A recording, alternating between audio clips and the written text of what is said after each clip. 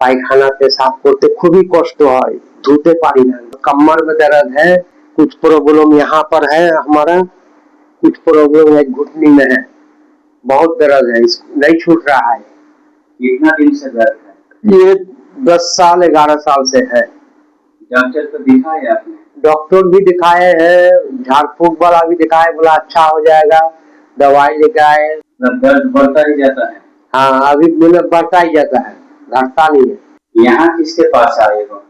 यहाँ आए हैं हम जामिरुल कोबराज बाबू के पास। कितनी बार आए? दो बार आए हैं। तो यहाँ आके कैसा लगता है आपको? आपको अभी तो कुछ आराम बुझा रहा है। जामिरुल कोबराज के पास आके आराम बुझा रहा है? हाँ, थोड़ा सा आराम बुझा रहा है।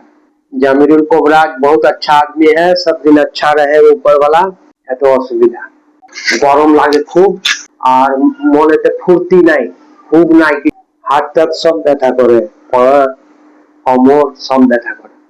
8-10 বছর হয়ে ভাগলপুরও গেলাম, অনেক রকম দিয়েছে। কতগুলো কবরেজ দেখিয়েছেন? 8-10টা কবরাজ দেখালাম। ডাক্তার দেখিয়েছেন? ডাক্তারও দেখিয়েছি। ঠিক আছে না? ডাক্তার তো পারবে না, ডাক্তার এগুলো পারবে না।